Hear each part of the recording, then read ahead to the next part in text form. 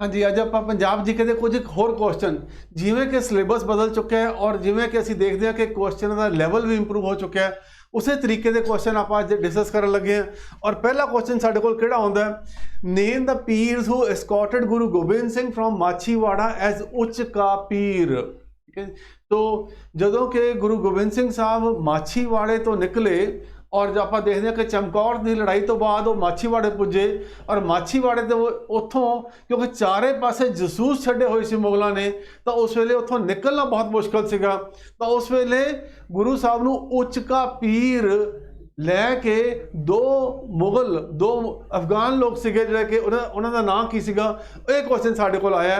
और वो जिहड़े दो मुगल सीगे वो गुरु साहब ने सीगा माछीवाड़ा पार करा के वो रायकोट दे कोल लैके जांदे ने, उत्थे उन्हां नूं सेफली छड्ड के आंदे ने। सो अपने कोल ऑप्शन किहड़ी करें, नबी खां and Ghani Khan, Pir Buddhu Shah and Raikala, Painde Khan, Ghani Khan, none of the above. तो क्वेश्चन थोड़ा जा औखा हैगा पर ये आना चाहिए क्योंकि काफ़ी इंपॉर्टेंट क्वेश्चन है ये। इसका जवाब है नबी खां ते गनी खां।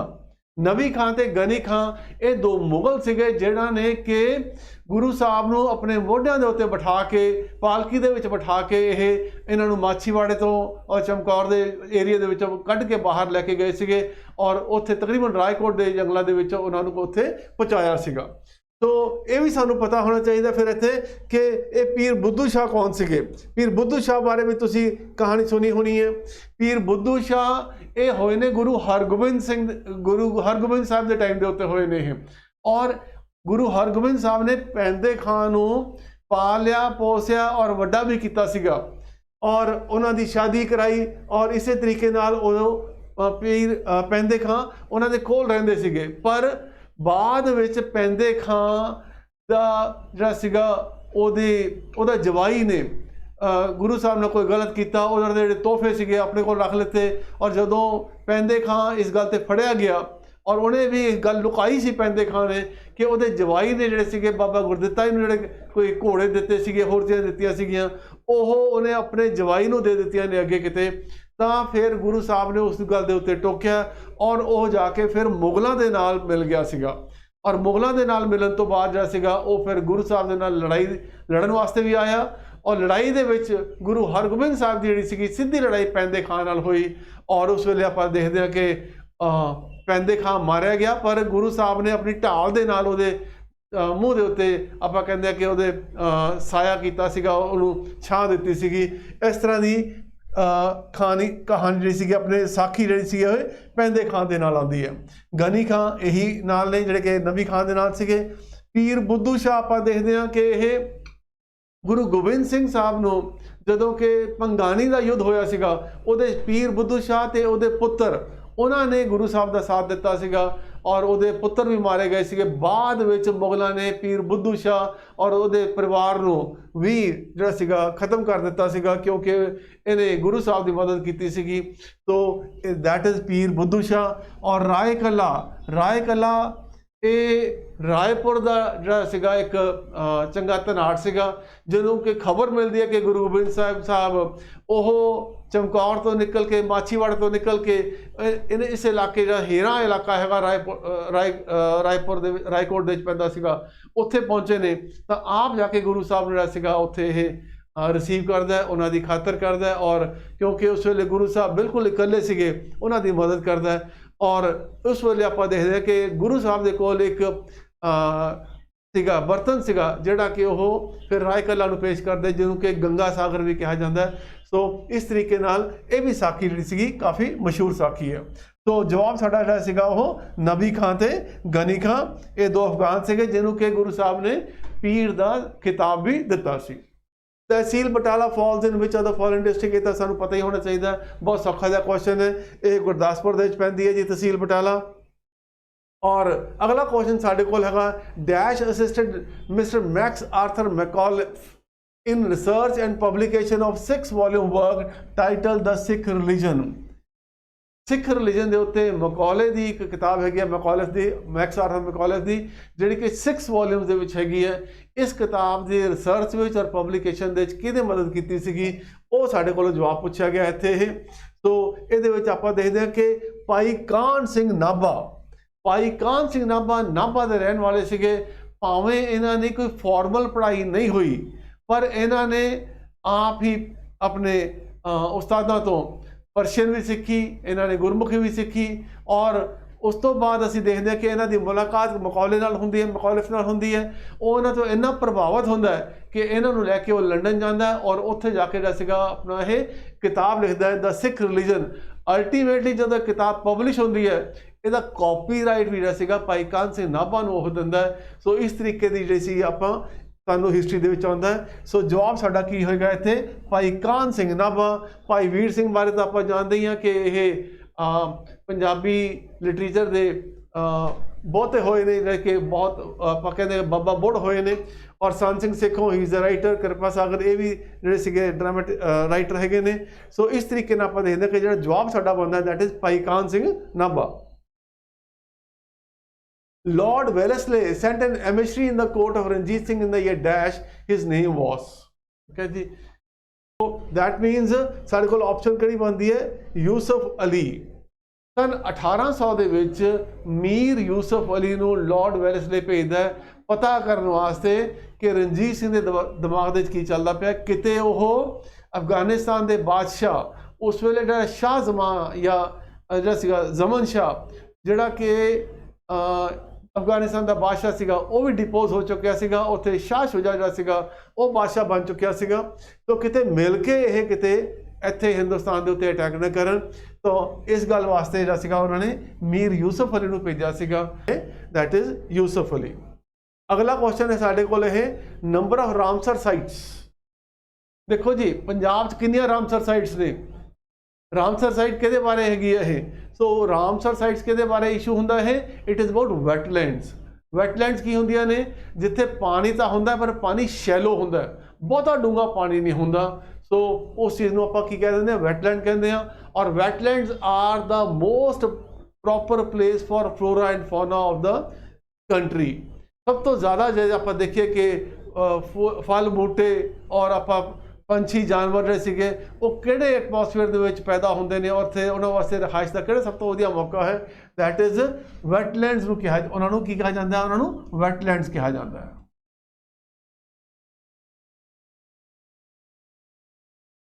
ਹਾਂਜੀ, तो रामसर साइट से इज अबाउट ऑल वैटलैंड्स। और रामसर नाम क्यों पिया? क्योंकि एक जी पहली संधि हुई सी ਉਹ ਰਾਮਸਰ ਦੇ ਵਿੱਚ ਹੋਈ ਸੀ। ਰਾਮਸਰ ਈਰਾਨ ਦੇ ਵਿੱਚ ਇੱਕ ਸ਼ਹਿਰ ਹੈਗਾ ਔਰ ਉਸ ਸ਼ਹਿਰ ਦੇ ਵਿੱਚ ਜਦੋਂ ਸੰਧੀ ਹੋਈ ਸੀ ਕਿ ਸਾਨੂੰ ਵੈਟਲੈਂਡਸ ਨੂੰ ਪ੍ਰੋਟੈਕਟ ਕਰਨਾ ਚਾਹੀਦਾ। ਸੋ ਇਸ ਕਰਕੇ ਉਸ ਟ੍ਰੀਟੀ ਦਾ ਨਾਮ ਹੈ ਰਾਮਸਰ ਟ੍ਰੀਟੀ ਹੈ, ਰਾਮਸਰ ਕਨਵੈਨਸ਼ਨ ਹੈ। ਔਰ ਪੰਜਾਬ ਦੇ ਵਿੱਚ 6 ਰਾਮਸਰ ਸਾਈਟਸ ਨੇ। ਪੰਜਾਬ ਦੇ ਵਿੱਚ 6 ਰਾਮਸਰ ਸਾਈਟਸ ਨੇ ਔਰ ਦਰਿਆ ਜਿਹੜਾ ਕਿਹੜਾ ਹੈਗਾ ਉਹ ਬਿਆਸ ਹੈ। So B option is the answer, not the D option. ये भी सानू ख्याल रखना पड़ेगा इत्थे, क्योंकि मैं पहला किते 9 पहला कहा सीगा, इत्थे it is not 9, it is 6। Namdhari movement also called Kuka movement was started by Dash and he was the disciple of Dash। Namdhari movement ਜਿਹੜੀ ਸੀਗੀ ਭਾਈ ਰਾਮ ਸਿੰਘ ਉਹਨਾਂ ਨੇ ਸ਼ੁਰੂ ਕੀਤੀ ਸੀਗੀ ਔਰ ਉਹ ਕਿਹਨਾਂ ਦੇ ਚੇਲੇ ਸੀਗੇ? ਉਹ ਭਾਈ ਬਾਲਕ ਸਿੰਘ ਉਹਨਾਂ ਦੇ ਚੇਲੇ ਸੀਗੇ। ਸੋ ਸਾਡਾ ਜਵਾਬ ਕੀ ਹੋਏਗਾ ਇੱਥੇ? ਬੀ ਆਪਸ਼ਨ ਜਵਾਬ ਹੋਏਗਾ, ਭਾਈ ਰਾਮ ਸਿੰਘ ਔਰ ਉਹ ਚੇਲੇ ਸੀਗੇ ਬਾਬਾ ਬਾਲਕ ਸਿੰਘ ਦੇ ਚੇਲੇ ਸੀਗੇ, ਹੈ ਨਾ ਜੀ। ਭਾਈ ਕਾਹਨ ਸਿੰਘ ਬਾਰੇ ਮੈਂ ਤੁਹਾਨੂੰ ਪਹਿਲਾਂ ਦੱਸ ਹੀ ਬੈਠਾ ਹੋਇਆ। ਭਾਈ ਰਾਮ ਸਿੰਘ ਇਹੀ ਵਾਲੇ ਰਾਮਧਾਰੀ ਮੂਵਮੈਂਟ ਵਾਲੇ ਭਾਈ ਰਾਮ ਸਿੰਘ ਹੋ ਗਏ। ਉਹ ਦਿਆਲ ਦਾਸ ਵੀ ਆਪਾਂ ਜਾਣਦੇ ਹਾਂ।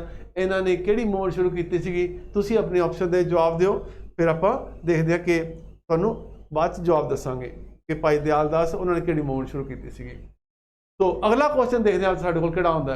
ਇਸ ਤਰ੍ਹਾਂ ਦੇ ਕੁਐਸਚਨ ਐਗਜ਼ਾਮ 'ਚ ਡੈਫੀਨੇਟਲੀ ਇੱਕ ਅੱਧਾ ਕੁਐਸਚਨ ਆ ਜਾਂਦਾ ਔਰ ਉਹਦੇ ਵਿੱਚ ਕੀ ਹੁੰਦਾ ਕਿ ਸਾਨੂੰ ਸਿਟੀਜ਼ ਜਾਂ ਡਿਸਟ੍ਰਿਕਟਸ ਅਰੇਂਜ ਕਰਨੇ ਹੁੰਦੇ ਨੇ ਅਕੋਰਡਿੰਗ ਟੂ ਪੋਪੂਲੇਸ਼ਨ ਜਾਂ ਲਿਟਰੇਸੀ ਜਾਂ ਆਪਣੀ ਸੈਕਸ ਰੇਸ਼ੋ, ਉਹਦੇ ਹਿਸਾਬ ਦੇ ਨਾਲ ਅਸੀਂ ਅਰੇਂਜ ਕਰਨੇ ਹੁੰਦੇ ਨੇ।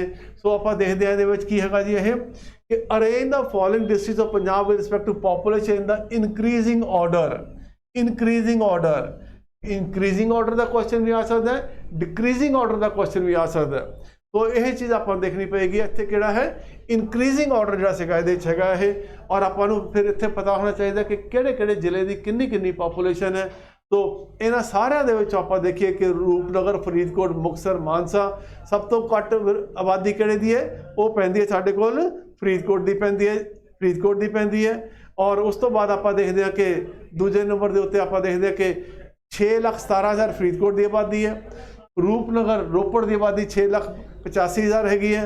मानसा की 7,70,000 के करीब हैगी है और मुक्तसर की है 9,02,000 के करीब है एज पर 2011 सेंसस। ਇੱਥੇ ਇਹ ਵੀ ਕੁਐਸਚਨ ਕਈ ਵਾਰ ਆ ਜਾਂਦੇ ਨੇ ਕਿ ਪਹਿਲਾ ਦੂਜਾ ਤੀਜਾ ਕਿਹੜਾ ਹੈਗਾ। ਸੋ ਆਪਾਂ ਪਹਿਲੇ ਨੰਬਰ ਦੇ ਉੱਤੇ ਜ਼ਿਲ੍ਹਾ ਕਿਹੜਾ ਹੈਗਾ ਜੀ, ਉਹ ਹੈਗਾ ਲੁਧਿਆਣਾ। ਦੂਜੇ ਨੰਬਰ ਤੇ ਹੈ ਅੰਮ੍ਰਿਤਸਰ, ਤੀਜੇ ਨੰਬਰ ਦੇ ਉੱਤੇ ਜਲੰਧਰ और चौथे नंबर के उत्ते फिरोजपुर और पंजवें नंबर के उत्ते पटियाला पै जाता जी। ये देखा जी as per the decreasing order. और जे आप सब तो नीचे तो लै लीए तो सब तो घट आबादी जी वो बरनाले की हैगी है। उस तो बाद आप देखते फतेहगढ़ साहब की, बरनाले की 5,95,000, फतेहगढ़ की 6 लाख के करीब है और शहीद भगत सिंह नगर की वो 6,12,000 के करीब की आबादी है। Kalyan Chand the king of dash state gave land to Guru dash where present day city of Kiratpur Sahib is situated। now ਆਪਾਂ ਨੂੰ ਹੁਣ ਸਿੱਧੇ ਕੁਐਸਚਨ ਨਹੀਂ ਆਉਂਦੇ ਕਿ ਕੀਰਤਪੁਰ ਸਾਹਿਬ ਜਿਹੜਾ ਸੀਗਾ ਕਿਹਨੇ ਵਸਾਇਆ ਸੀਗਾ ਜਾਂ ਕਿਹੜੇ ਗੁਰੂ ਸਾਹਿਬ ਦੇ ਟਾਈਮ ਦੇ ਤੇ। ਇਹਦੇ ਕੁਐਸਚਨ ਦੇ ਵਿੱਚ ਆਪਾਂ ਇੱਕ ਪੇਜ ਆ ਸਕਦਾ ਹੈ। ਸੋ ਪੇਜ ਕੀ ਆ ਸਕਦਾ ਹੈ ਕਿ ਕਿਹੜੇ ਰਾਜੇ ਨੇ, ਕਿਹੜੇ ਟਾਈਮ ਦੇ ਰਾਜੇ ਨੇ ਯਾਰ ਕਿਸ ਜਗ੍ਹਾ ਦਾ ਰਾਜਾ ਸੀਗਾ ਜਿਹਨੇ ਜ਼ਮੀਨ ਦਿੱਤੀ ਹੈ। ਸੋ ਆਪਾਂ ਦੇਖਦੇ ਕਲਿਆਣ ਚੰਦ ਰਾਜਾ ਸੀਗਾ ਔਰ ਕਲਿਆਣ ਚੰਦ ਕਿੱਥੇ ਦਾ ਰਾਜਾ ਸੀਗਾ ਜੀ। ਇਹ ਰਾਜਾ ਸੀਗਾ ਆਪਣਾ बिलासपुर या कहलूर स्टेट आप भी कह देंगे उन्होंने, उत्थे का राजा सीगा और उन्हें जमीन दी सी। सो और किनू दी सी, गुरु हरगोबिंद साहब ने जमीन दी सी। सो इस तरीके आप देखते हैं कि जवाब किहड़ा होएगा कहलूर। और कहलूर जो सीगा आप देखते हैं कि ये साडा कहलूर वाला, इनू कहलूर नू बिलासपुर भी कहा जाता जी, कहलूर नू बिलासपुर भी कहा जाता है। तो इस तरीके आप देखते हैं कि आ बिलासपुर वाला इलाका हो गया, कहलूर का इलाका हो गया, ये सुकेत हो गया, ऊपर मंडी हो गया। तो आप देखते हैं कि आ सतलुज दरिया जिहड़ा सीगा इहदे चों लंघ रहा जी ये, ठीक है जी। तो सतलुज दरिया जिहड़ा सीगा आप देखते नंगल दे विच जिहड़ा सीगा वो पंजाब च एंटर करता है। तो और ये बिलासपुर स्टेट है जिहड़ी कि अज की डेट आप कह सकते हैं कि किहड़ी स्टेट च पैंदी है, किहड़ी प्रांत विच पैंदी है। It is now in Himachal Pradesh. So इत्थे जवाब साडा किहड़ा है कहलूर और Guru Hargobind ji. Dash was the founder president of Ghadar party and it was initially known as dash. क्योंकि गदर पार्टी के बारे तो आप सारे जानते ही जानते हैं, पर एक किने बनाई सी ये बारे भी एक पेज हो सकता है। और ये पहला नाम की सीगा, ये भी एक नवा क्वेश्चन बनता है। तो क्योंकि टैक्नीकल क्वेश्चन ज़्यादा आ रहे हैं। तो फाउंडर प्रेजिडेंट कौन सीगे, वो सीगे सोहन सिंह पकना, ये तो सारे जानते ही आप, ठीक है जी। और इसका नाम की सीगा जी, इसका पहला नाम सीगा पैसिफिक कोस्ट हिंदुस्तान एसोसीएशन, जो कि बाद में बदल के इनू गदर पार्टी किया गया। तो इसका जवाब किहड़ी ऑप्शन बनेगी, ए ऑप्शन इसका जवाब बनेगी। Lala Hardayal he was associated with the Ghadar party but he was not the president of the Gadar party also। Kartar Singh Srabha was also a member of the Gadar party and he is one of the youngest person ever to be hanged also। कि 19 साल की उम्र ਦੇ ਵਿੱਚ ਜਿਹੜਾ ਸੀਗਾ ਉਹਨੂੰ फांसी दे दी गई ਸੀਗੀ। तो Kartar Singh Srabha has been one of the source of inspiration for Bhagat Singh and all other freedom fighters also। Kartar Singh Srabha ने अपनी छोटी जी उम्र ਦੇ ਵਿੱਚ ਜਿਹੜਾ ਸੀਗਾ और ਉਹਨੇ ਕਿਹਾ ਸੀਗਾ ਉਸ ਵੇਲੇ ਵੀ ਕਿ ਸਾਡਾ ਰਾਈਟ ਬਣਦਾ ਬਗਾਵਤ ਕਰਨਾ। Which personality Nawab Kapoor Singh conferred the title Sultan ul Qaum। तो जस्सा सिंह अहलूवालिया के उत्ते सीगा ये टाइटल कन्फर किया सीगा नवाब कपूर सिंह उन्होंने। सो सी ऑप्शन इसका जवाब है। What is the projected growth rate of GSDP of Punjab. Projected growth rate सानू बजट में मिलेगा और प्रोजेक्टेड ग्रोथ रेट कितना है 9.5% है। ये सानू याद होना चाहिए। इस तरह के क्वेश्चन सानू GSDP का की है या अपना रेवेन्यू डेफिसिट कितना है, तो फिजिकल डेफिसिट कितना है, ये उत्ते क्वेश्चन आ सकते हैं। Longest river of Sindh Sagar Doab is dash and while the shortest is किहड़ी हैगी है। तो सब तो वड्डा दरिया सिंह सागर दोआब का किहड़ा है वो आप पता होना चाहिए। 1450 किलोमीटर लंबा दरिया किहड़ा जी वो सतलुज है और सब तो छोटा किहड़ा वो ब्यास है। सो दैट मीन साडा जवाब किहड़ा है जी वो सतलुज। ये तस्वीर देखोगे थानू इत्थों भी आइडिया हो जाएगा। वैदिक are said to the Vedas are said to have been written at the banks of Punjab दी और ਉਹਨਾਂ ਦੀ ਮੇਨ ਡਾਇਟੀ ਉਸ ਵੇਲੇ ਕਿਹਦੀ ਪੂਜਾ ਕੀਤੀ ਜਾਂਦੀ ਸੀ? ਇੰਦਰ ਦੇਵਤਾ ਦੀ ਪੂਜਾ ਕੀਤੀ ਜਾਂਦੀ ਸੀ। ਇਹ ਸਾਡਾ ਜਵਾਬ ਹੈ। महाराजा Ranjit Singh was assassinated in dash by dash 1843 ਦੇ ਵਿੱਚ ਅਜੀਤ ਸਿੰਘ ਸੰਧਵਾਲੀਆ ਜਿਹੜੇ ਕਿ ਜਰਨੈਲ ਸੀਗੇ ਉਹਨਾਂ ਨੇ ਇਹਨਾਂ ਦਾ ਅਸੈਸੀਨੇਸ਼ਨ ਕੀਤਾ ਸੀਗਾ। ਅਜੀਤ ਸਿੰਘ ਸੰਧਵਾਲੀਆ ਇਹ ਰਣਜੀਤ ਸਿੰਘ ਦੀ ਜਿਹੜੀ ਫੌਜ ਸੀਗੀ ਉਹਦੇ ਜਰਨੈਲ ਹੁੰਦੇ ਸੀਗੇ। ਇਹਨਾਂ ਨੇ ਬੁਲਾ ਕੇ ਉਹਨੂੰ ਉੱਥੇ ਗੋਲੀ ਮਾਰਤੀ ਸੀਗੀ। ਸੋ ਉਸ ਤੋਂ ਬਾਅਦ ਅਸੀਂ ਦੇਖਦੇ ਹਾਂ ਕਿ ਦਲੀਪ ਸਿੰਘ ਬਾਦਸ਼ਾਹ ਬਣੇ ਸੀ। State bird of Punjab is dash and its zoological name is dash. Now northern goshawk, northern ਬਾਜ ਜਿਹਨੂੰ ਅਸੀਂ ਪੰਜਾਬੀ 'ਚ ਬਾਜ ਕਹਿੰਦੇ ਹਾਂ ਉਹਨੂੰ ਨਾਰਦਰਨ ਗੋਸਹਾਕ, ਔਰ ਉਹਦਾ ਜਿਹੜਾ ਜ਼ੂਓਲੋਜੀਕਲ ਨੇਮ ਕੀ ਹੈ? ਐਸੀਪੀਟਰ ਜੈਂਟਿਲਿਸ ਹੈਗਾ। ਸੋ ਇਹਦਾ ਜਵਾਬ ਕਿਹੜਾ ਹੈ ਸਾਡਾ? ਇਹ ਪਹਿਲੀ ਆਪਸ਼ਨ ਜਵਾਬ ਬਣਦਾ ਜਿਹਨੂੰ ਕਿ ਅਸੀਂ ਬਾਜ ਨੂੰ, ਇਹ ਬਾਜ ਹੈ ਜਿਹਦੀ ਕਿ ਇਹ ਪਹਿਲਾਂ 2015 ਚੇਂਜ ਕੀਤਾ। ਪਹਿਲਾਂ ਈਸਟਰਨ ਗੋਸਹਾਕ ਕਹਿੰਦੇ ਸੀਗੇ ਪਰ ਉਹਦੀ ਛਾਤੀ ਜਿਹੜੀ ਸੀ ਪਲੇਨ ਹੁੰਦੀ ਸੀਗੀ। ਨਾਰਦਰਨ ਗੋਸਹਾਕ ਦੀ ਜਿਹੜੀ ਛਾਤੀ ਹੈਗੀ ਹੈ ਉਹਦੇ ਵਿੱਚ ਇਸ ਤਰ੍ਹਾਂ ਦਾ ਜਿਹੜਾ ਸੀਗਾ ਪੈਟਰਨ ਬਣਿਆ ਹੋਇਆ। ਇਹ that is the difference between the two. Dash Sampuran Singh Kalra was a well known dash and popularly known as, he is a film maker. Gulzar ਦਾ ਨਾਮ ਕੀ ਹੈ? ਇਹ ਸੋਹਨ ਸਿੰਘ ਕਾਲਰਾ ਹੈ। ਸੋ ਇਹ ਸਾਡਾ पता होना चाहिए। So this is the answer to this question. Hello everyone, कैसे हैं आप सब? चलिए 55th जो मॉक टेस्ट है हमारा उसके आंसर्स देखते हैं, क्वेश्चंस देखते हैं कि क्या रहा है और प्लीज अगेन अपने स्कोर टैली कीजिए लास्ट में, ठीक है। चलिए फर्स्ट क्वेश्चन देखते हैं आपके पास कि क्या रहा है।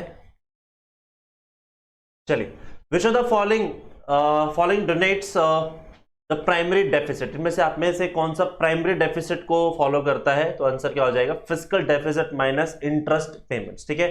जो हम रेगुलर बेसिस पे अपनी इंटरेस्ट पेमेंट करते हैं उसको हम प्राइमरी डेफिसिट के अंदर क्या करते हैं? काउंट करते हैं, ठीक है, फिस्कल डेफिसिट में से।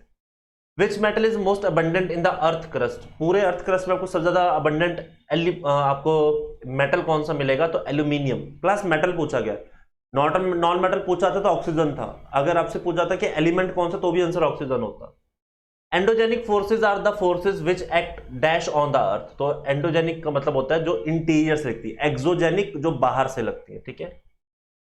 विच dynasty did rule over Magadh over the Nanda umpire, ठीक है। मगध के ऊपर नंदा अंपायर के बाद कौन सा साम्राज्य आया था?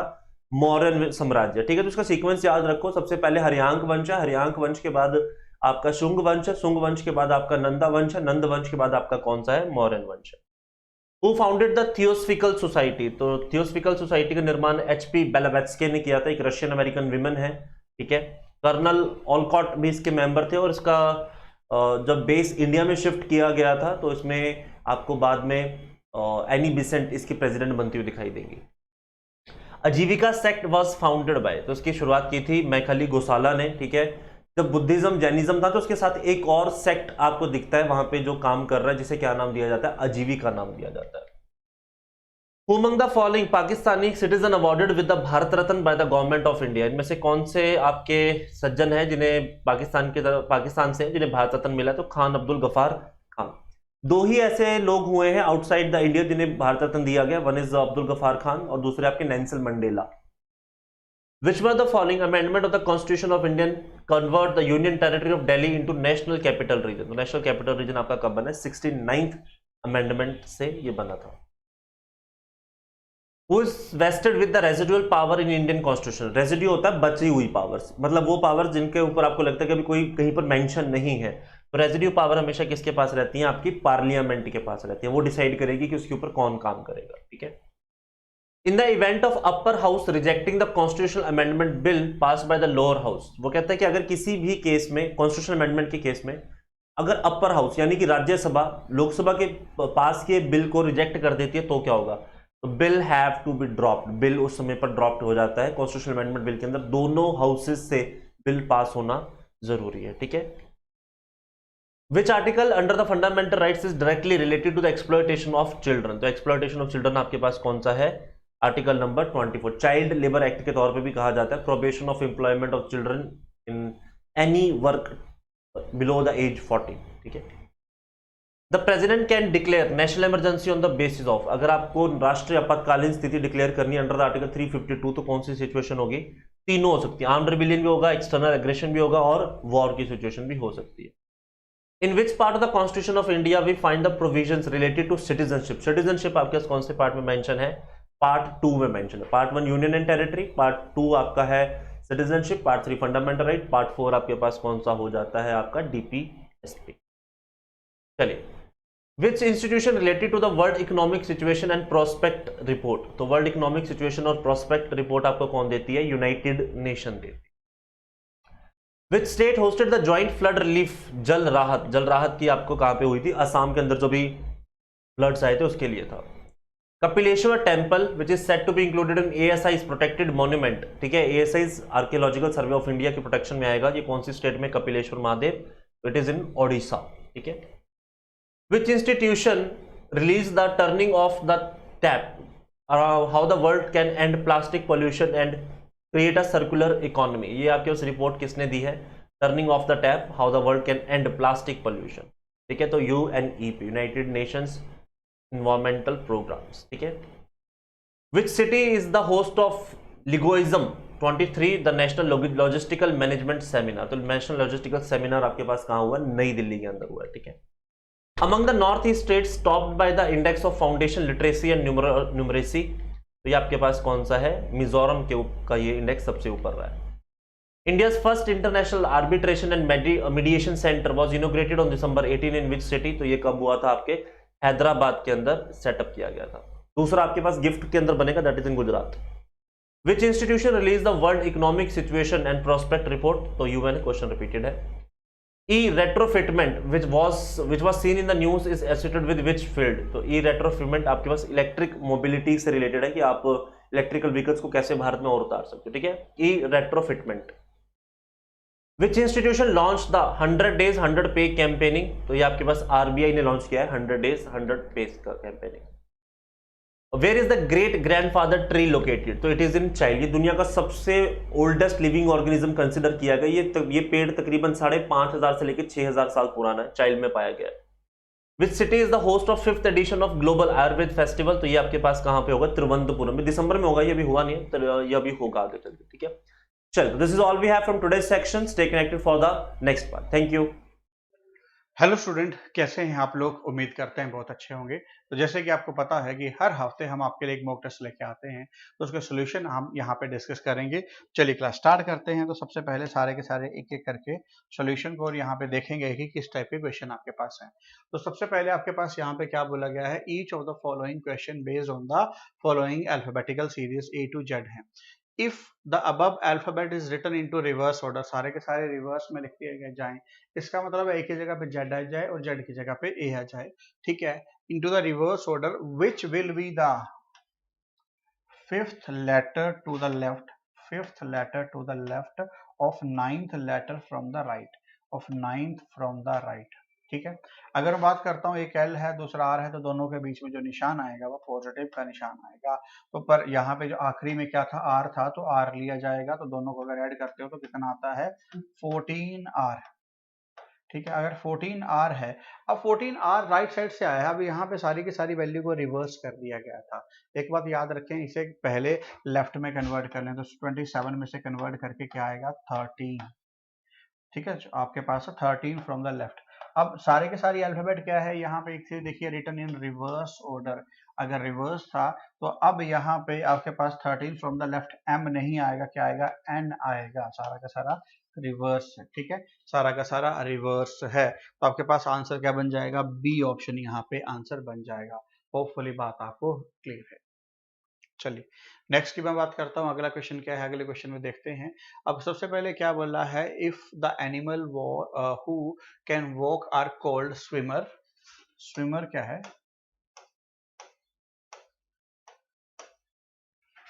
दोज हु वॉक, जो हैं, जो वॉक करते हैं, उन्हें क्या बोला है? आपके ने स्विमर बोला है। देन आगे आपके पास यहाँ पे क्या बोला गया है? दोज हु क्रोल, ठीक है। क्रोल जो है वो क्या है? Flying, FLYING। आगे है आपके पास living in the water is called snake, water snake, ठीक है। And those who fly in the sky car Hunter,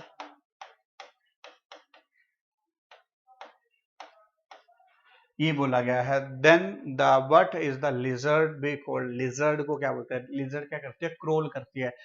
crawl का मतलब होता है रेंग कर चलना, रेंग कर चलना, तो वो लिजर्ड करती है।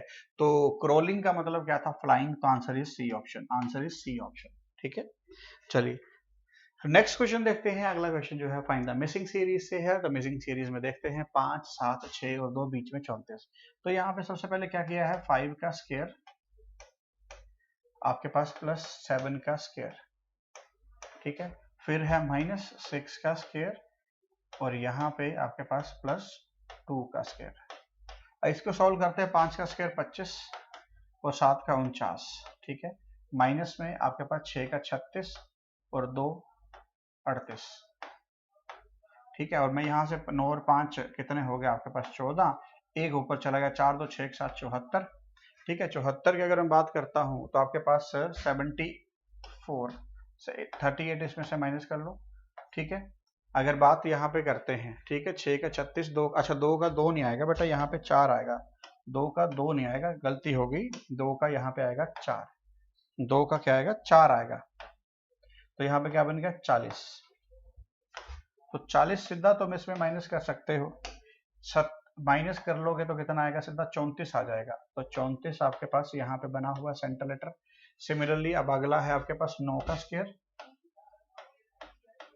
ठीक है, आपके पास प्लस यहाँ पे 2 का स्क्वायर, माइनस में 7 का स्क्वायर और यहाँ पे कितने का स्क्वायर भरेंगे सेंटर में, आपके पास ये आ जाए। अगर मैं एक्स स्क्वायर की बात करता हूँ तो 9 का स्क्वायर है 81 और 4 85, ठीक है, और यहाँ पे आपके पास कितना भरा जाए कि 9 7 का 49, और अगर मैं सबसे पहले फर्स्ट ऑप्शन भरता हूँ तो 49 और आपके पास 4 नहीं 4 का होता है 16, यहाँ पे मैं 7 का स्क्वायर है 49 और यहाँ पे 4 पुट कर देता हूँ तो 4 का आता है 16। अगर 16 करता हूँ तो कितना आता है, 9 6 15, 5 और 2 65। तो अगर मैं 65 यहाँ पे ले लूँ तो 85 में से 65 चले जाएंगे, 20 बचेंगे, 20 बचेंगे, तो आपका आंसर क्या बन जाएगा, यहाँ पे ए ऑप्शन, आंसर क्या बन जाएगा, ए ऑप्शन, ठीक है, आंसर क्या बन जाएगा, ए ऑप्शन यहाँ पे बन जाएगा। होपफुली बात क्लियर है। चलिए नेक्स्ट क्वेश्चन की अगर मैं बात करता हूँ तो आगे क्या है, इसको देखते हैं। 1 2 3 4 5 6 7 8 9 10 11 12 13 14 15 16, तो 4 4 के पेयर बनाए आपके पास 1 2 3 4 1 2 3 4 1 2 3 4 1 2 3 4 और लास्ट में भी 4। तो अब आपके पास यहाँ पे अगर मैं n पुट कर दूं, n n m m n n m m n n m m n n m m, तो अगर मैं यहाँ पे बात करता हूँ सबसे पहले क्या आ जाएगा, ऊपर से 2 डबल n डबल m, ठीक है। तो अगर डबल n डबल m की बात करता हूँ तो सी ऑप्शन जो है बिल्कुल सही आंसर यहाँ पे बनता है, क्या बनता है, सी ऑप्शन, ठीक है। नेक्स्ट की अगर बात करता हूँ, अगला क्या है आपके पास,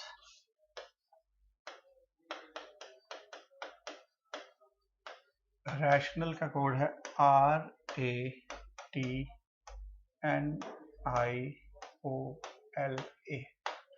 चलो बेटा अगर मैं बात यहाँ पे करता हूँ तो सबसे पहले अगर R कॉमन है, AT यहाँ तक कॉमन है, आगे यहाँ पे देखता हूँ A कॉमन इस तरीके से आ गया और यहाँ पे U किया गया, फिर ये आ गया, फिर U किया गया, तो आगे भी यही होगा। तो आपके पास TRIBAL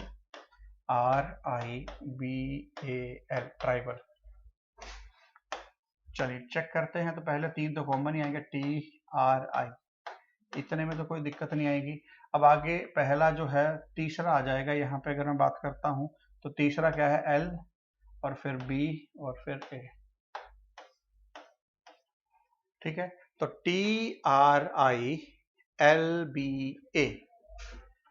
TRILBA D option, TRILBA fourth option आपका आंसर बन जाएगा, ठीक है। नेक्स्ट जो है आपके पास अलाइक, अलाइक वर्ड का मीनिंग अपने आप में ही होता है odd one out, alike word का मीनिंग अपने आप में ही क्या होता है, odd one out, boy cow girl and out. अगर मैं बात करता हूँ, बॉय एक फिजिकल क्वांटिटी है, काउ एक फिजिकल क्वांटिटी है, गर्ल एक फिजिकल क्वांटिटी है, but out is not an a physical quantity, ये तो एक वर्ड है, तो इसका आंसर क्या बन जाएगा आपके पास यहाँ पे, आउट। ठीक है, नेक्स्ट क्वेश्चन की बात करते हैं। सबसे पहले क्या है, a girl leave from her home, she first walk 30 metre north west. अगर यहाँ पे खड़ी है अपने पास एक लड़की और नॉर्थ वेस्ट में जाती है कितना, 30 मीटर, ठीक है, 30 metre north west and then 30 metre in south west direction. तो ये 30 मीटर था आपके पास, 30 मीटर साउथ वेस्ट डायरेक्शन है एंड 30 मीटर आपके पास साउथ ईस्ट है, साउथ ईस्ट में भी 30 मीटर है। देन आगे आपके पास क्या है, finally she turn toward her house. अब ये फाइनली अपने घर की तरफ जा रही है, तो घर तो इस तरफ है, ठीक है। अब आगे क्या है, in which direction she moving, तो इस तरफ कौन सी है आपके पास, north east, north east direction है, तो आंसर क्या आ जाएगा आपके पास, ए ऑप्शन। बता देता हूँ क्योंकि कई बार बच्चों को कंफ्यूजन हो जाती है, तो ऊपर नॉर्थ आता है, इस तरफ ईस्ट आता है, साउथ और वेस्ट, तो नॉर्थ और ईस्ट के बीच में जो डायरेक्शन आती है दैट इज नॉर्थ ईस्ट। चलिए नेक्स्ट क्वेश्चन की बात करता हूँ। अगला क्वेश्चन है आपके पास BLOCKED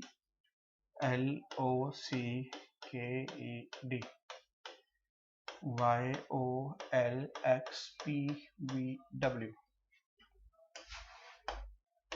अगर बात करता हूं 2 25 12 15 15 12 3 24, मतलब सभी का लेटर का अपोजिट सम 27 के बराबर बन रहा है। तो आपके पास जो है OFOZFMXS, ठीक है। तो 15 है, 15 के अपोजिट कितने भरूंगा, 12, ए 26 है, 26 के अपोजिट ए, तो ये आपके पास तो ऑप्शन तो पहले ही कैंसिल, 2 ही बचे हैं।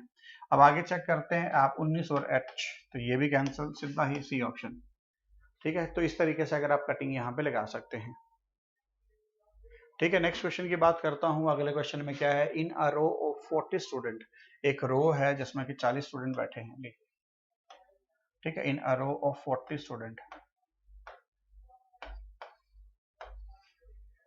ठीक है। R is 5th from the right end of the row, R जो है is 5th from the right end, ठीक है, R is 5th from the right end and there are 10 student between the R and D, but D is position from the left end, D जो है यहाँ पे है और यहाँ पे इन दोनों के बीच में कितने बच्चे हैं, 10 बच्चे हैं, ठीक है। अब पूछा क्या है आपके पास, but is D is position from the left hand, D की पोजीशन जो है यहाँ लेफ्ट हैंड से कितनी है, ये हम लोगों को निकालनी है। अगर मैं देखता हूं तो इस तरफ से आपके पास 5 है और 15 है, ठीक है। तो 15 और 40 अगर मैं यहाँ पे बात करता हूं तो सीधा सीधा कितने आ गए आपके पास, 25 पोजीशन यहाँ पे आ गई, सीधा सीधा कितनी पोजीशन आ गई, 25 पोजीशन आपके पास। 25 में से 1 माइनस करेंगे तो आपके पास यहाँ पे कितना आएगा, 24 आएगा, ठीक है। 25 में नहीं 25 ही आएगा आपके पास, 25th पोजीशन जो है यहाँ पे है, ठीक है। चलिए अब मैं इस क्वेश्चन की बात करता हूं, how many days will be there from 26 January 2004, 26 Jan 2004 से लेके 15 मई तक,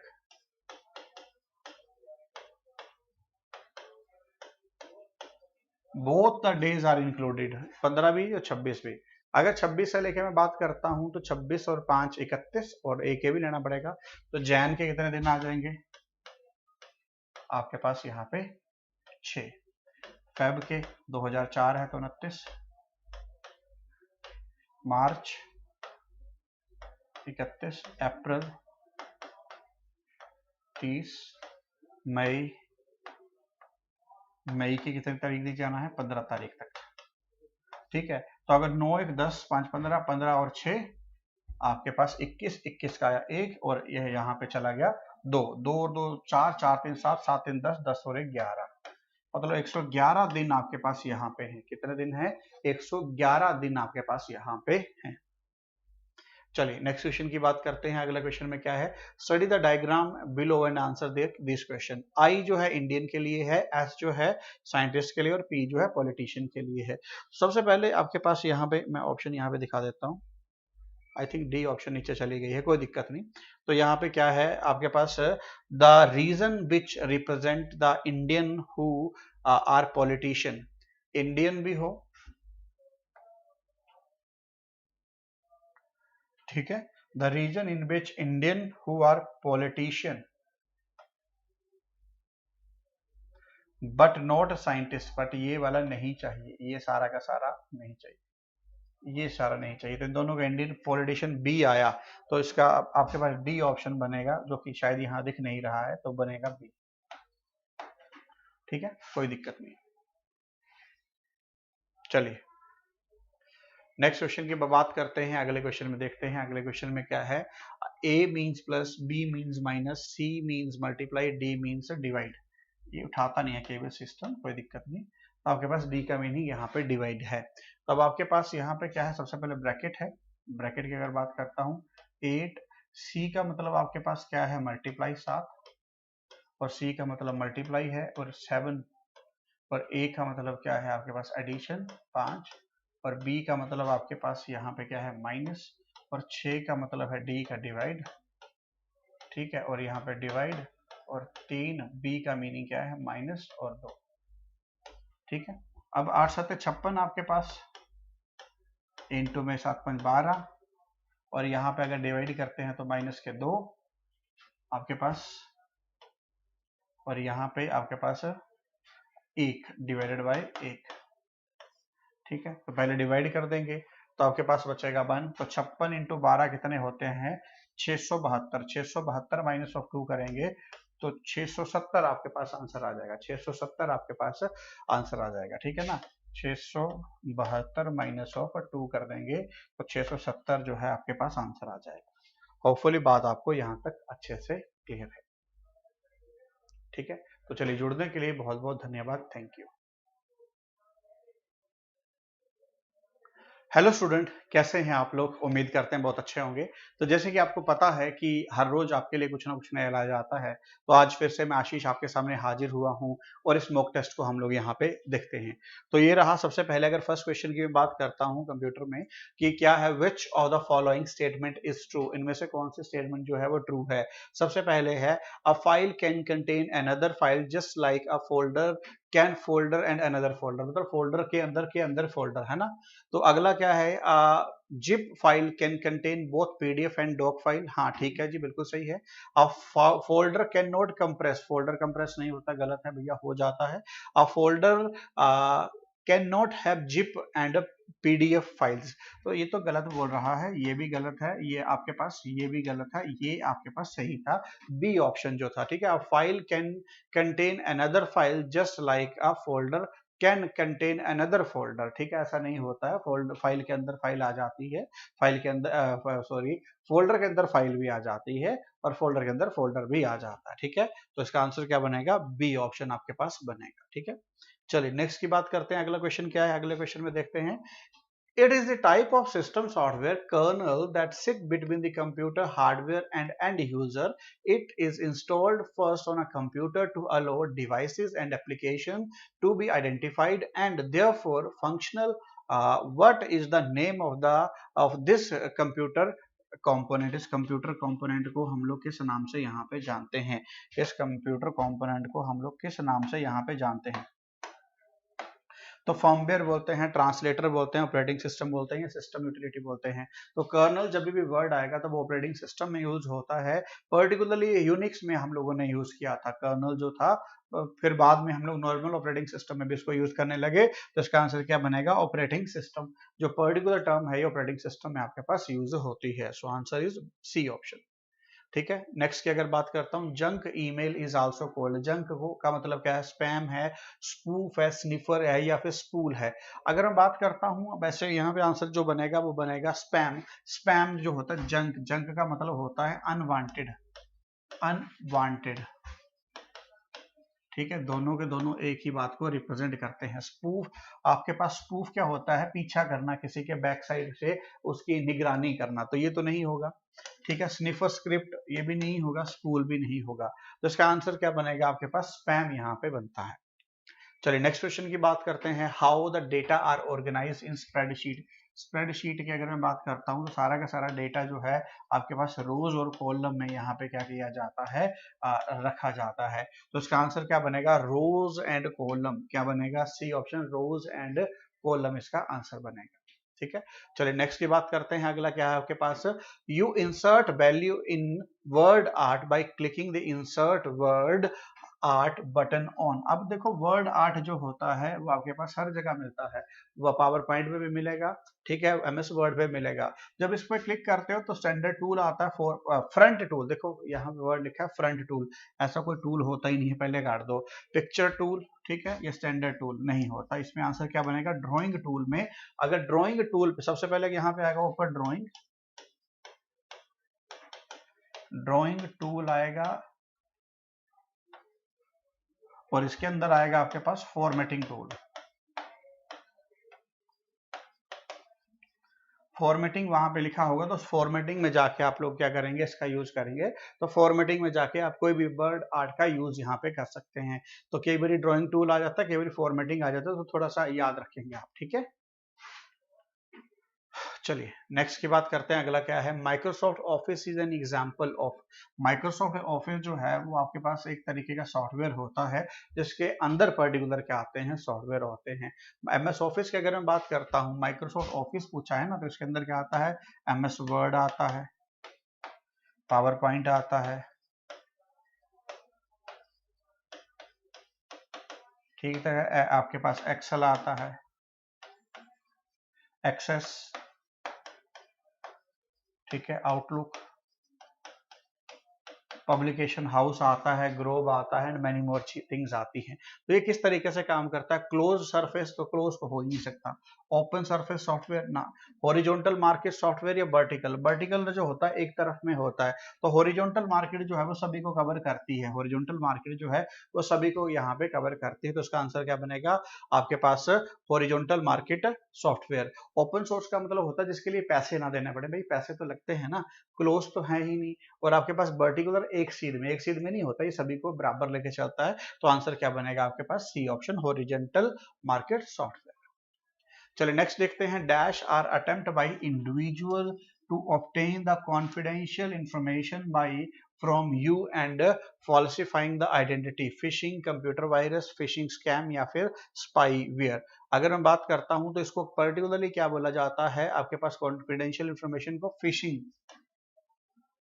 जैसे आज की डेट में अगर मैं बात करता हूँ, ये कंप्यूटर फ्रॉड है। जैसे कि आप यूट्यूब, आप कहीं पे साइबर कैफे में जाते हैं और वहां पे आप क्या करते हैं, किसी का यूजर कोई फॉर्म फिल कर रहे हैं, तो वहां पे कैमरा लग रखा है, उसके थ्रू आपके इन्फॉर्मेशन को चुरा लेते हैं, तो वो क्या होता है, फिशिंग स्कैम होता है तरीके का, ठीक है। इंडिविजुअल को टारगेट किया ना।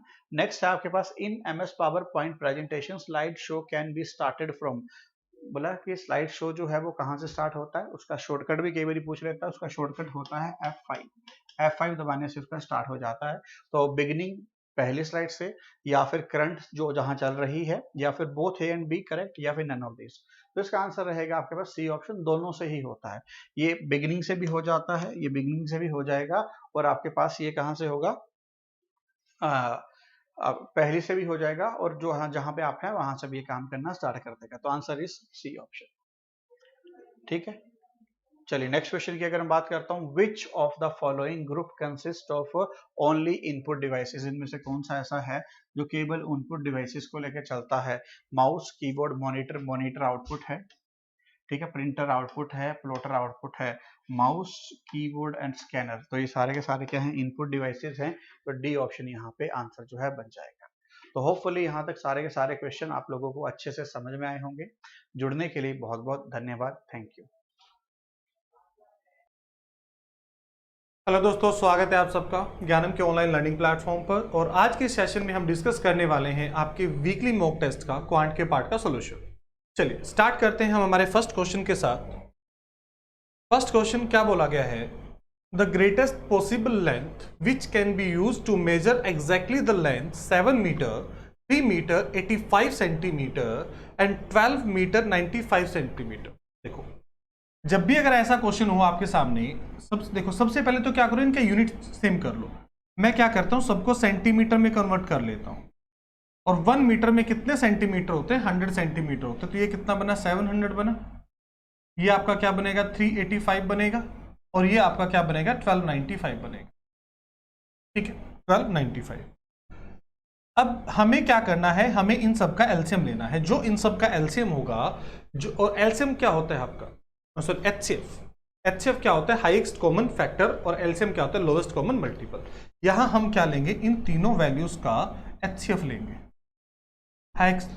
और एचसीएफ क्या होता है, हाईएस्ट कॉमन फैक्टर, मतलब ऐसा नंबर जो तीनों नंबर को एग्जैक्टली डिवाइड करेगा। देखो अगर मैं 15 की बात करूं, 15 आपका 700 को डिवाइड नहीं करता, 15 आपका 700 को डिवाइड नहीं करेगा, तो ये आपका आंसर नहीं हो सकता। ठीक है, अगर मैं 25 की बात करूं, चलो इसको तो पूरा पूरा डिवाइड करेगा, बट 385 को ये डिवाइड नहीं करेगा, तो 25 भी आपका आंसर नहीं हो सकता। 42 आपका एक इवन नंबर है और ये इन गिवन ओड नंबर्स को कभी भी डिवाइड नहीं करेगा, तो एक ही ऑप्शन बचा था, वही आपका राइट आंसर था। तो इस क्वेश्चन में आपको सिर्फ स्टेटमेंट को समझना था, ऑप्शंस को यूज करना था, और क्वेश्चन विद इन सेकंड आपका सोल्व हो जाता। ठीक है, चलिए बढ़ते हैं उसके बाद नेक्स्ट क्वेश्चन की तरफ। नेक्स्ट क्वेश्चन में क्या कह रहे हैं, इन 10 years A will be twice as old as B was 10 years ago. If A is now 9 years older than B, the present age of B. देखो अब दो लोग हैं A और B। अगर B की प्रेजेंट एज X है तो A की प्रेजेंट एज क्या होगी, X + 9 होगी, क्योंकि उसने बोला है A is 9 years older than B। ठीक है, in 10 years A will be twice as old as B was 10 years ago। 10 साल पहले और फ्रॉम 10 years A की एज कितनी है, ट्वाइस है, तो B को 2 से मल्टीप्लाई कर देंगे दोनों को इक्वल करने के लिए। देखो अब x + 19 किसके इक्वल होगा, 2x - 20 के इक्वल होगा। x को उधर ले जाएंगे तो माइनस हो जाएगा, तो x की वैल्यू क्या आ गई आपकी, 39 आ गई। तो B की एट प्रेजेंट एज क्या थी आपकी, 39 ईयर्स थी। ऑप्शन सी आपका इस क्वेश्चन का राइट आंसर होगा। चलिए नेक्स्ट क्वेश्चन पे चलते हैं। नेक्स्ट क्वेश्चन में क्या बोला गया है, A's capital is equal to twice of B's capital. ठीक है, देखो A's capital is equal to twice of B's capital, तो यहां से रेशो साफ साफ नजर आ रहा है कि रेशो क्या होगा, 2:1 होगा। बीज capital is thrice of seize capital, तो ये रेशो कितना होगा, 3:1 होगा। अब देखो सेम करने के लिए यहां 3 से मल्टीप्लाई करेंगे तो ये 6:3:1। ऑप्शन सी आपका इस क्वेश्चन का राइट आंसर होगा। तो ए, बी और सी का रेशो क्या हो गया, 6:3:1।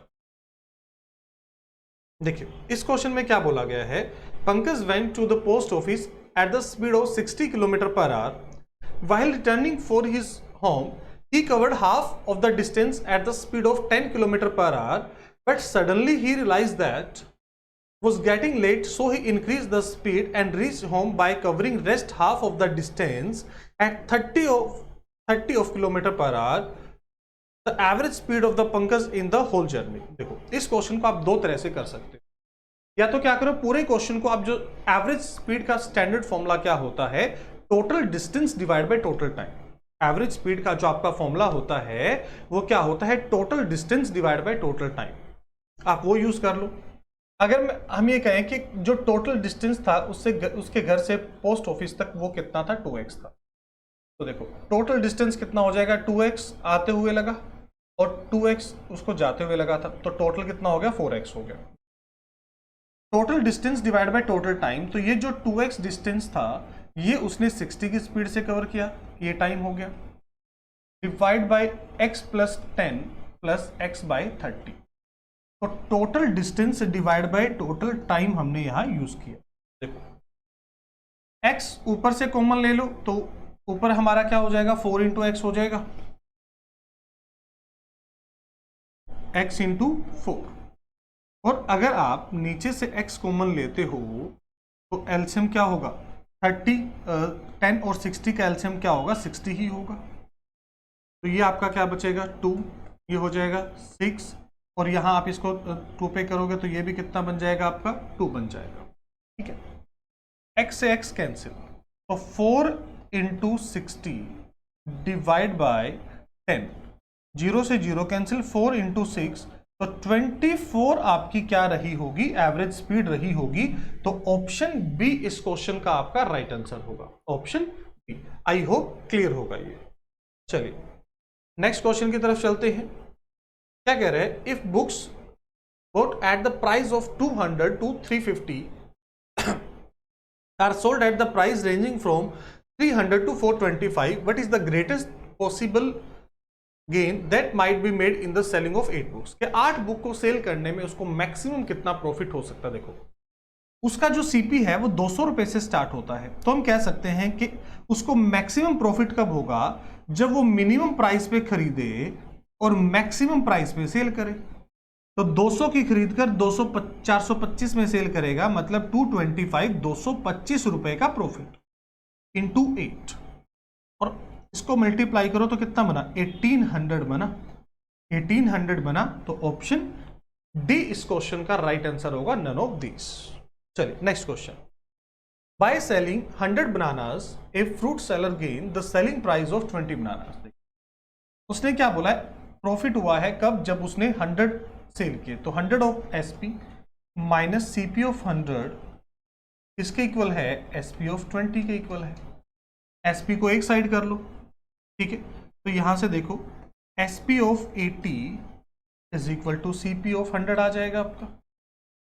अगर मैं यहां से आपका सीपी और एसपी का रेशो लेता हूं, अगर हम यहां से सीपी और एसपी का रेशो लेते हैं तो ये कितना होगा, 80 डिवाइड बाय 100, मतलब प्रॉफिट कितने का, 20 का। इसके ऊपर 80 के ऊपर 1/4, और 1/4 मतलब कितना प्रॉफिट हुआ, 25% का प्रॉफिट हुआ।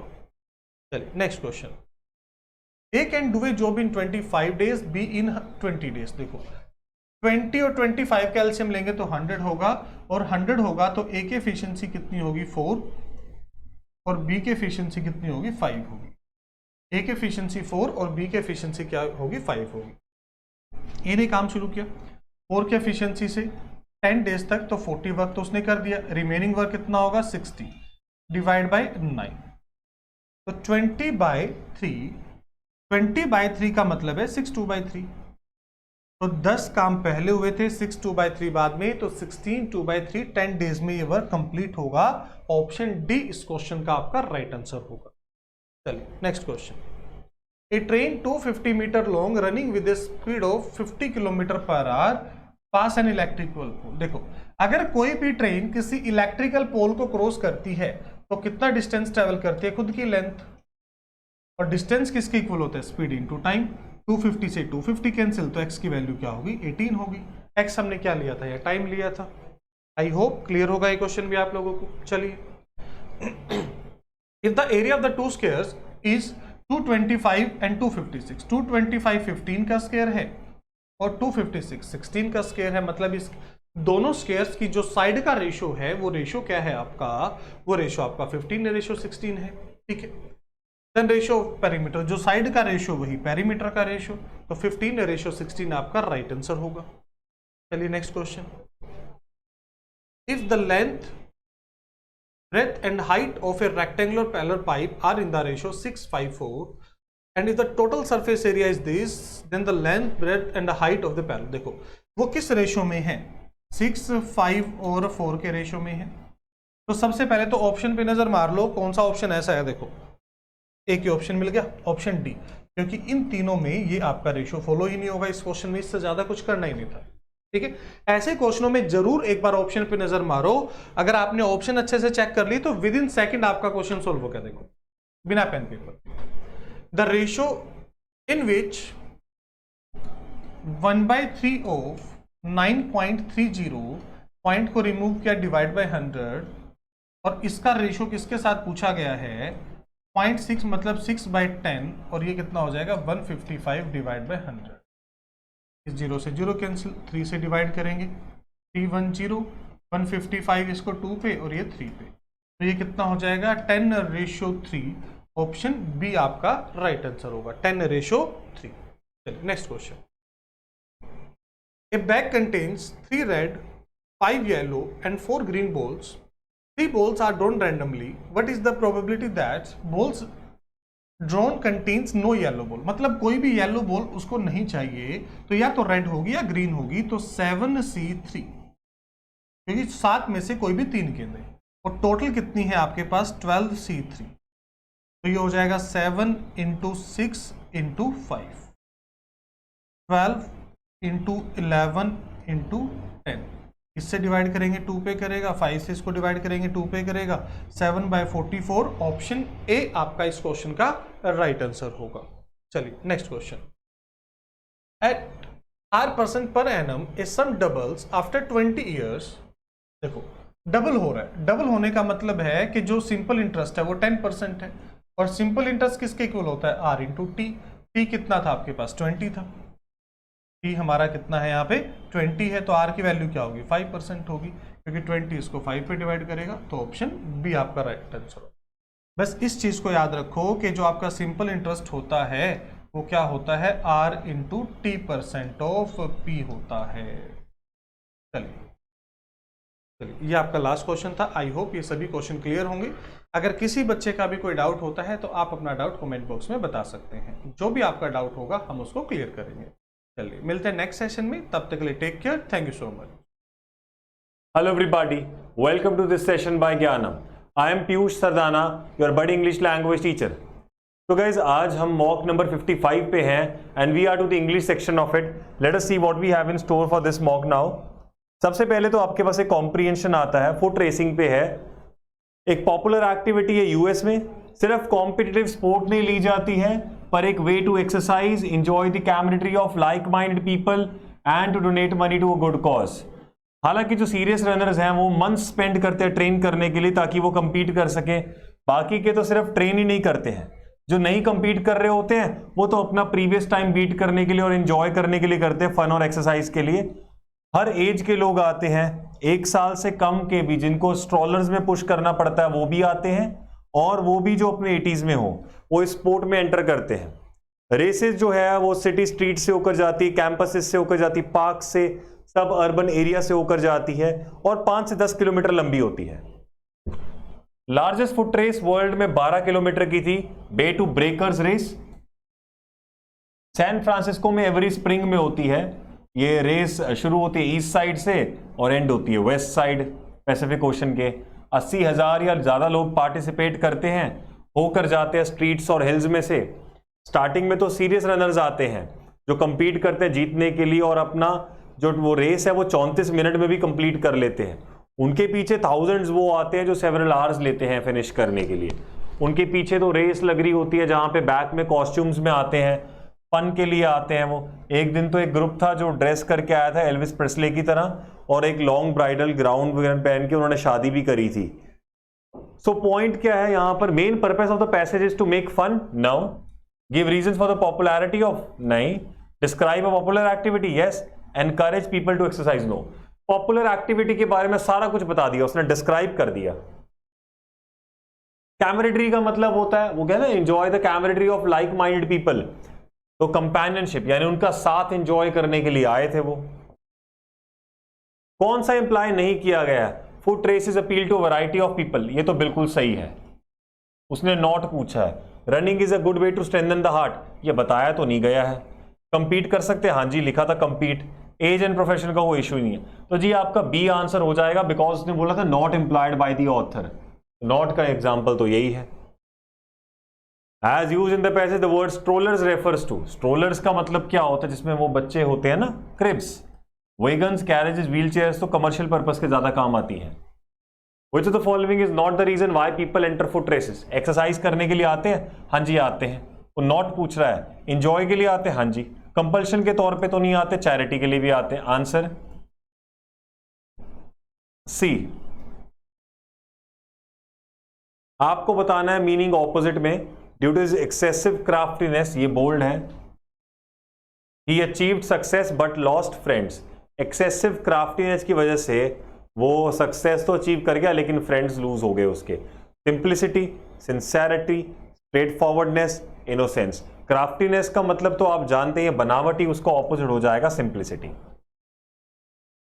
एंटोनिम बताना है कंसाइंटियस क्या, कंसाइंटियस का एग्जैक्ट देखो 4 ऑप्शन है। एंटोनिम बताना है कंसाइंटियस का डायरेक्ट ऑपोजिट बताने के लिए पहले इसका मीनिंग देख लेते हैं। इसका मतलब होता है लगे रहना, थॉरोली काम करना। Novice is new Qamar, careless तो आपको पता ही है, अनसाइंटिफिक जो बिना साइंटिफिक, और बायस आपको पता ही है। नो डाउट बाकी नेगेटिव वर्ड होंगे, लेकिन थॉरोली काम करना के ऑपोजिट तो केयरलेस ही हो गया। If there is no error, mark no error. The expert mason reported to the owner of the hotel that there was no question of walls falling down. Falling down of wall हो जाएगा, wall non living है, ये possession show नहीं करेगा, of the wall falling down ऐसा हो जाएगा। Third, next, the teacher drew an attention of the boys to the importance of regular practice. देखो उसने एन लगाया है, आपको क्या लगता है अटेंशन का अटेंशन होता है? नहीं, तो फिर एन का कोई सवाल नहीं पैदा होता, आंसर ए। नेक्स्ट, इसमें आपको रिप्लेस करना है डोंट से आउट लेट, आप ज्यादा देर बाहर मत रहिए, don't stay out late, come home soon, come home quickly, fast, early. कैसे? कम होम सून का मतलब come home early. Since he had approved the proposal he had to face the music. Face the music का मतलब होता है to face the risk, लेकिन यहां पर as used in the passage और आंसर होता है to take the blame, to take the blame, to explain in detail, to entertain the customers, right. तो पहली बात तो इसका answer to take the blame होगा, ये दो बार लिखा गया, there might be another option over here. Next, ये रीअरेंजमेंट आया आपके पास, Martha taught English literature, he would involve them, them कौन है? ये तो नहीं होगा। Her students were young and learners, okay. This way the students found it easier, वे तो बताया ही नहीं अभी तक, ये नहीं हो सकता। They fell into the age, they कौन? स्टूडेंट्स आएगा यार, क्यू से स्टार्ट होगा, ये दोनों में से एक आंसर है। क्यू के बाद एस लगाता हूं अगर, her students were young learners, they fell into age group, okay. Q के बाद P, students were young learners, she would involve them in role plays, हो सकता है। अच्छा, उसके बाद S, they fell into the age group, okay. R, this way the age group के बाद उनको इंटरेस्टिंग कैसे लगा? Easier to identify the characters, तो कैरेक्टर्स को रोल प्ले के साथ करो, यानी पी के साथ आर को लिंक करो। क्यू से स्टार्ट हुआ, पी के साथ आर, ये रहा, answer is option number A. There we go with this. I hope ये आपको समझ आया है। So we shall be meeting in the next class. Have a good day. Enjoy. Bye bye.